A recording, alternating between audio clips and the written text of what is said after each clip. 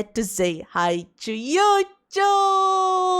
Let's watch some more Dadvocate chat. You guys liked it. You guys wanted me to watch more. So let's go for the part 2. There's like many parts to these compilations. So there's gonna be a lot of them for us to watch. Womansplaining Man to Woman compilation 10 to 17. Womansplaining Men to Women, part 11. I gotta drop another truth bomb on ya. Ladies, it is time to reclaim all the time you're wasting trying to read anything off his face.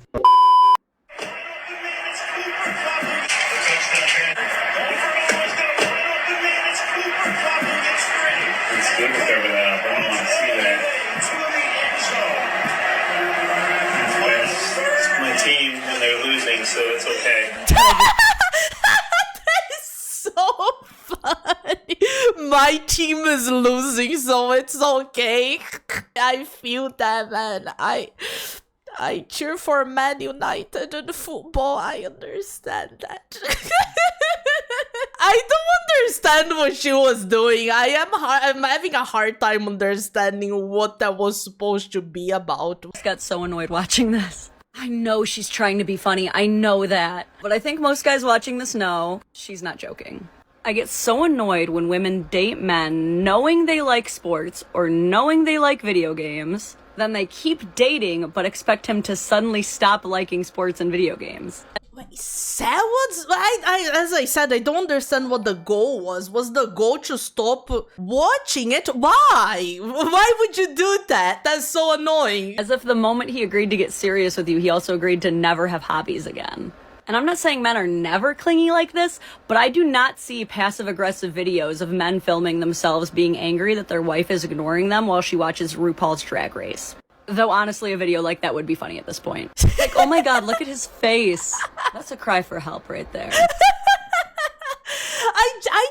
I just don't understand, man. Like, you surely enjoy doing stuff as well, right? I don't know. Do you want to, like, go out? Can't you do that all the time? I don't know. I just don't understand. And I heard him say something like, oh, my team is losing anyway, so it's fine. That's called a coping mechanism. I used to say shit like that to my bullies in high school who would mess with me as a way of making them think they're not winning. And she called it ignore your wife weekend. A football game is like 3 hours. If a man can't spend 3 hours a week ignoring his wife, what does he even have in this world? And stuff like this really messes with guys. See, when you first started dating, you tricked him into thinking that you would be okay with him watching sports or okay with him playing video games. And that brought him a lot of relief to know that you would be okay with that part of him. But this is one of those things that people think will just magically change after marriage. People really trick themselves into thinking that marriage just changes things. If he didn't clean before the marriage, he's not going to clean after. And if he liked sports and video games before the marriage, he's not going to stop liking them after. The man you date is also going to be the man you're married to. The thing that I don't understand is, like, you surely have things you enjoy doing, and you probably enjoy doing them on your own, right? I don't understand why I cannot apply to the other person. I would feel crazy if I can't have, like, alone time. I need some alone time sometimes. If you want to chill with me during my alone time, there's no problem with that. But now just go and say, hey, I don't want you to have alone time. Now that's annoying. And quite frankly, now he's going to be worried about you. Because you used to be okay with him having his own space and doing his own thing.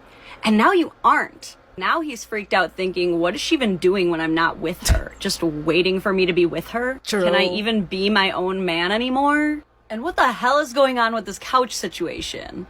My man is facing sideways to watch the TV? Why are you watching your TV sideways? Ladies, please, face your couch toward your TV. Yeah. Let your man have his hobbies, and have your own hobbies, or you will kill each other.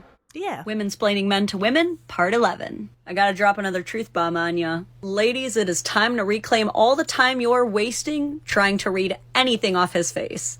If you're trying to figure something out, and you go to his face for information, you will receive inconclusive data. They say men are dogs, but in this way, men are more like cats. They do not show their pain. Your man could be under the most stress and anxiety of his life, and his face will look like this. Your man could be so euphoric and overjoyed, and his face will look like this. Those long silences could be anything. He might be trying to remember a word, or he might be reconsidering his entire life with you, but you're not going to be able to tell from his face. I cannot tell you how many times I've been like, "Are you mad at me?" And he's like, "No, I'm trying to remember if it was Ramses or Khufu who was the pharaoh who had over 200 kids. And I'm just like, well, misread that one. And that's no good. I'm going to tell you right now, you're going to get yourself into so much trouble reading way too deep into things. I always say, if you're going to go digging, you're going to find dirt. Like, sometimes girls will try to say certain things to gauge his reaction, to try to, like, catch him. They'll be like, "I bet you wish I had a nicer body like your coworker Cindy." Like, just to see what you'll say. Dude, no. He knows it's a trap. Men invented bait. He knows what you're doing. These little traps never work how people want them to, and they are killing good relationships by creating these patterns of toxic self-fulfilling prophecies, by jumping to conclusions. If you really want to know what's up with him, ask. Because you're either going to get what you really want, or he'll finally realize he's holding in a fart and fix his face. This commenter asks, but why do we, the men, always have to be the ones to initiate everything? That is a fucking great question for the ladies. This is almost like one of those chicken and the egg questions. Like, did men become the pursuers because they liked it, or because we like it? But, spoiler alert, Womansplaining episode 19, men like being pursued too. They like being told they're cute. They like being asked out. They really like it when you take their hand and pull them away somewhere private. Having been both the chaser and the chased at some point in my life, I can say there are pros and cons to both. There's definitely a certain thrill to the chase, as they say, but it comes with a lot of baggage. After all, as the pursuer, you are the only one who carries the risk of rejection. True. And it can be a lot to be the only one dealing with it over and over and over again. And if you tend to want to be pursued, you do get to be in a cozy spot when it happens because you end up being the final gatekeeper. However, that also leaves you up to getting mad slept on because you're never showing your cards or telling people what you want. That's why I think for the cat and mouse thing to really work, both sides need to initiate to some degree. And honestly, ladies, after everything we've been through with the whole Me Too movement and everything, we actually have to start stepping up and initiating more. Because now men are afraid to approach you out of nowhere.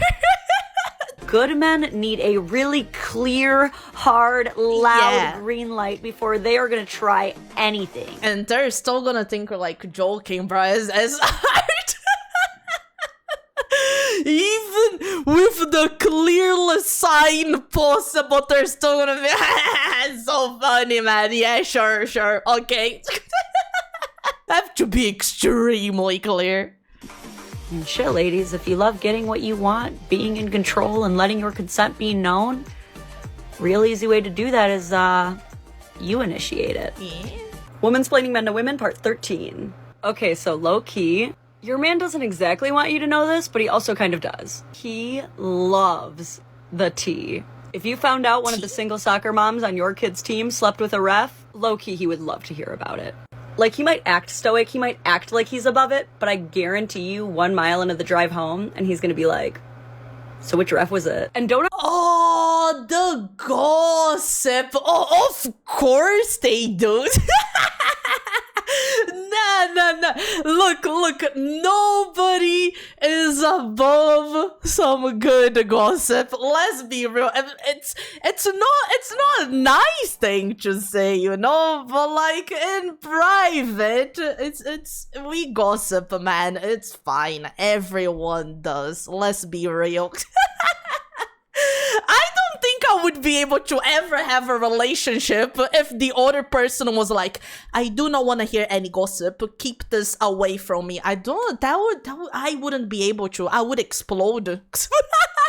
So I'm not gossiper. I don't go around spreading gossip, but I do wanna talk about someone that's really close to me, you know? I'm most likely only gonna talk about my partner.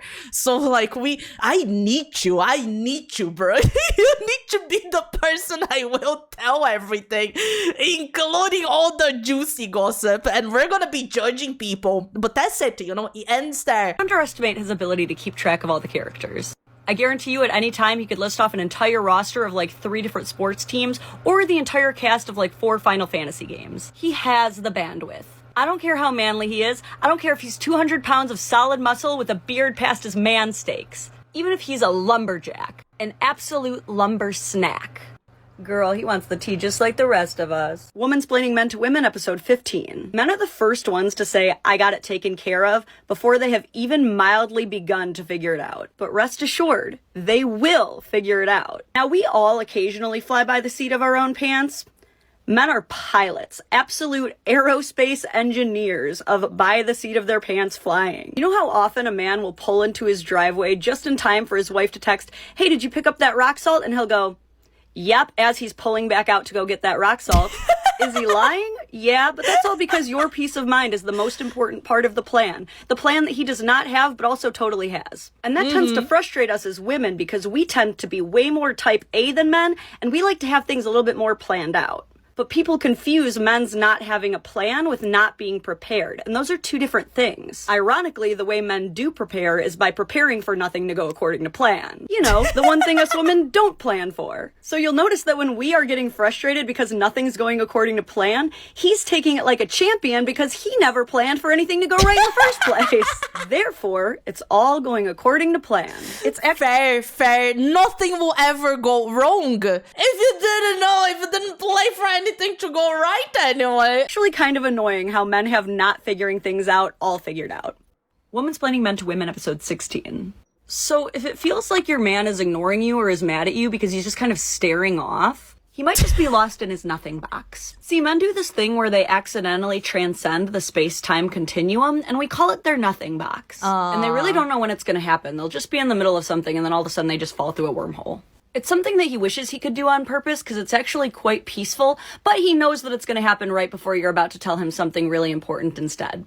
So instead of getting mad at him for unintentionally achieving a state of dharma, here's what to do the next time you see him just reformat it. Is that not common for like a woman too as well though? I feel like that's just so common. Do you never like just dissociate for 5 minutes or something and then you just find yourself like maybe staring some stranger? It's actually a lot like sleepwalking. You don't really want to interrupt it or anything. So instead what you can do is just kind of like leave a message on his chest or just kind of like put it in his hand or something. He'll figure it out. Oh, fair. Next level of your relationship unlocked. You're welcome. Womansplaining Men, part 17. Raise your hand if you are a woman and you believe that men expect praise for doing work. Yeah, it's a pretty common misconception, but let's be clear. Men do not expect praise for anything. In fact, they're almost always super thrown off when they receive it. That's why when you compliment a man, instead of looking happy like you might expect, he might look confused or even mad like he thinks you're messing with him. So I think, why are you giving me a compliment? That men receive so little compliments that when they get one, they just don't know how to proceed. The brain goes, oh, what's the next step from this?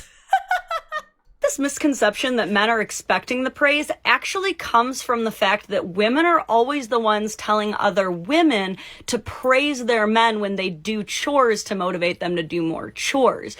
And that's really annoying to hear, right? Because it's not like we're getting parades thrown in the street every time we do stuff. But what I've realized is that women who are telling you these things, who are experienced with living with and working with men, are not doing it as some like 1950s Pavlovian dog training.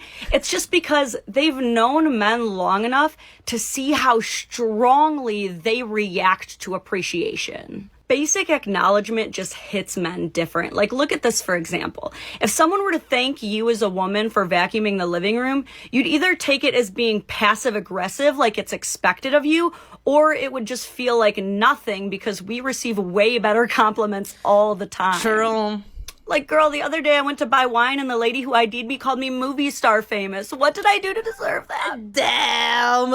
Yeah, men don't get random compliments like that, right? That makes me feel sad because I do think you guys should. Men are not having these experiences. Yeah. Men are not getting stopped in the street, told how cute their hair is or how cute their top looks on them. Here's the big thing. It's not that men expect praise for doing work. It's that they're sick of being told what they did wrong when they do work. Look, I'll tell on myself real quick. That is annoying, bro. That is annoying. Like, oh yeah, I did all of this thing, but yeah, but this one part here wasn't very well done. You know, that is annoying. I hate that. I used to never cook. My husband did all the cooking. And if I so much as heated up SpaghettiOs on the stovetop, my husband would thank me for cooking.